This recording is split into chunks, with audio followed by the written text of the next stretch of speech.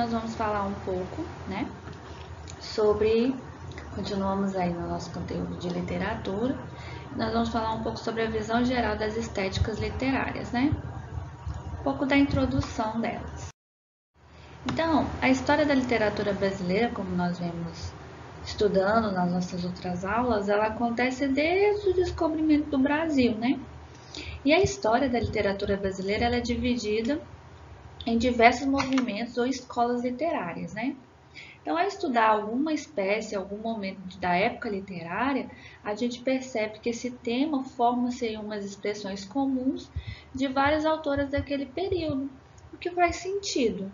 Uma determinada época, nós temos determinados autores, nós vamos ter determinadas formas de se expressar, levando em conta o contexto social, o contexto histórico que estava sendo envolvido naquele momento. Por isso que a história da literatura está muito ligada com a história do país. É muito difícil estabelecer uma data onde começa-se uma escola e inicia-se a outra. O que nós podemos perceber durante esses estudos é que uma escola vai complementando a outra, vai modernizando aquilo que a outra falava, vai se aprimorando, né? São diversos estilos, o tempo cronológico leva-se em conta, né, os marcos que estabeleceram aquele momento, mas é por meio desse estilo que nós vamos criando aí uma história, né, a história da própria literatura.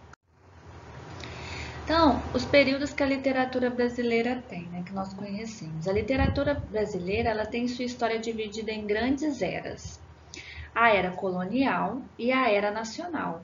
Elas são separadas por um período de transição, que corresponde à emancipação política do Brasil. Quando o Brasil rompe, quando o Brasil começa a ter as suas características próprias, há esse rompimento e há essa divisão das eras. Elas são chamadas em alguns textos como escolas literárias ou estilos da época. Então, quando vocês verem esses nomes no Enem, é a mesma coisa. Então, a era colonial ela vai abranger o quientismo, né, que é quando se dá o descobrimento do Brasil, quando acontece o barroco e o arcadismo. Então, o quientismo, o barroco e o arcadismo, eles fazem parte da era colonial. Já a era nacional, ela vai se envolver aí o romantismo, o realismo, o parnasianismo, o simbolismo, pré-modernismo e o próprio modernismo. A partir daí, então, tudo é considerado contemporaneidade na literatura brasileira. Alguns estudiosos ousam dizer que nós vivemos no pós-modernismo ou na era contemporânea. Nós não podemos saber em qual era nós estamos vivendo ao certo. Por quê? Porque ninguém parou para estudar isso ainda. Só pode ser considerado uma escola quando para estudar, quando a gente adquire, a gente começa a conhecer as características, quando a gente começa a conhecer o contexto social e aí se levanta um estudo e aí, portanto, é se criada uma nova escola. Coloquei aqui para vocês verem algumas escolas, né?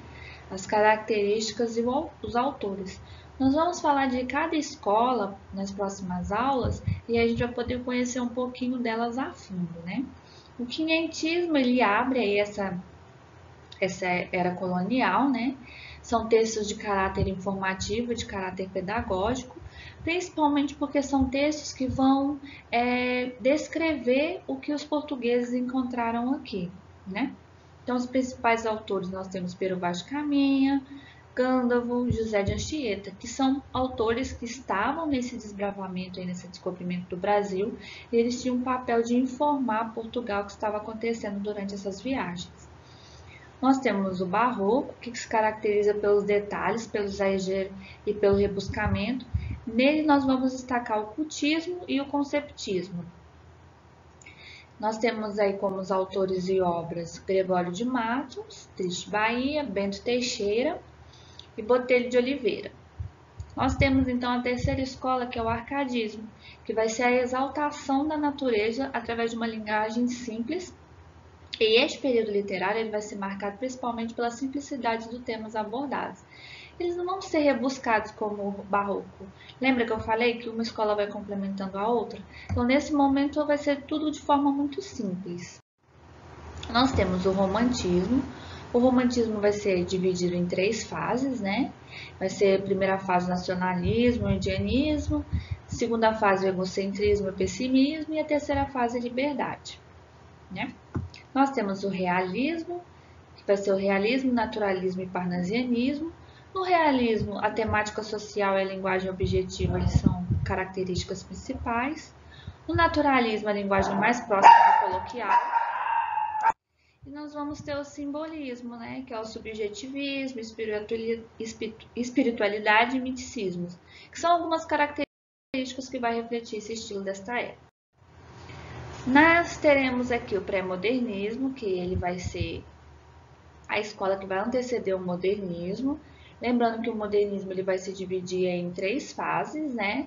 E o pré-modernismo, o modernismo e o pós-modernismo são uma das escolas mais importantes aí para quem pretende fazer o Enem, né? No pós-modernismo, nós vamos ter essa espontaneidade da liberdade artística, e no modernismo, como o próprio nome já diz, eles vão querer romper com o que se tinha visto até hoje.